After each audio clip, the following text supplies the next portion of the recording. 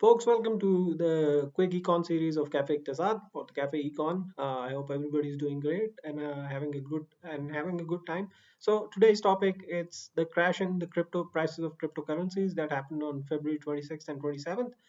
We saw a substantial decline in the prices of cryptocurrencies. For example, Bitcoin from a high of 100,000, more than $100,000 to a Bitcoin, it came down to around 80 or 82 K per Bitcoin. So how did this substantial crash happen and what were the factors? So for the first thing that you've got to realize is that Bitcoin, although cryptocurrencies, although they are decentralized, they are not controlled by any government, but they do tend to get affected by the overall economic and of in financial environment around them. Also, all those indicators, economic indicators and financial indicators, and the government policies, they do affect the prices of cryptocurrencies as much as some folks would like to pretend that they don't, but they do.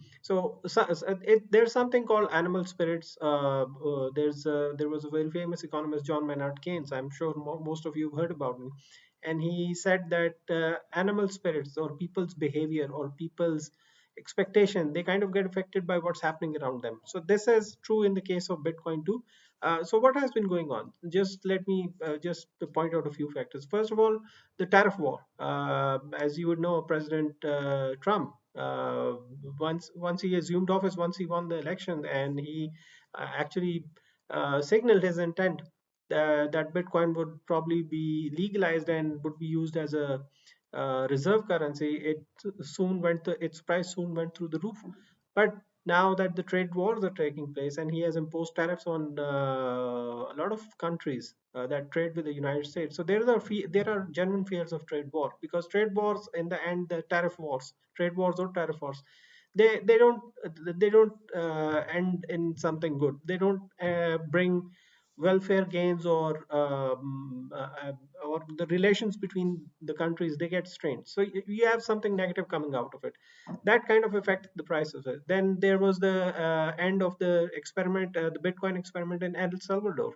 um, uh, El Salvador actually legalized. There are only two countries in the world that have legalized Bitcoin as a legal tender. It's El Salvador and the Central African Republic. So El Salvador, around about 3 to 4 years ago, they passed a law which said that Bitcoin is a legal tender, and it was mandatory to use it in transactions. But 3 years, 4 years down the line, they've ended this experiment because it didn't go down well. So that was also another factor. Then, if you look at the consumer price index or the consumer sentiment, the Federal Reserve and other banks and a few other organizations, they track this indicator of consumer confidence or the consumer expectations. So this time that the consumer expectation index or the consumer confidence index that came out, it fell from around 105 to 98, meaning that consumers, businesses, and other actors in the economy, they are feeling a bit anxious. They are not uncertain. That overall aggregate level of uncertainty has increased in the United States economy and overall. And then you also have that spat between the European leaders and Donald Trump. You saw what happened between Zelensky and Trump and JD Vance. So these are the kind of factors that not just it's not just about the cryptocurrencies but the overall market. These kind of news, these kind of happenstances, they change expectations, they change the behavior, they change the outlook of businesses, people, households. So in this case, it's negative. The expectations have gone south. So this is what caused. These are the few factors that caused the decline in cryptocurrencies. And there's another thing I just want to, before I close. It also brings into question the question of whether Bitcoin and other currencies like Ethereum and others, some other leading cryptocurrencies, are they sound money? Well, they are money. I've already done a vlog on that. That Bitcoin and other cryptocurrencies, they are money. They qualify as money, but are they sound currencies?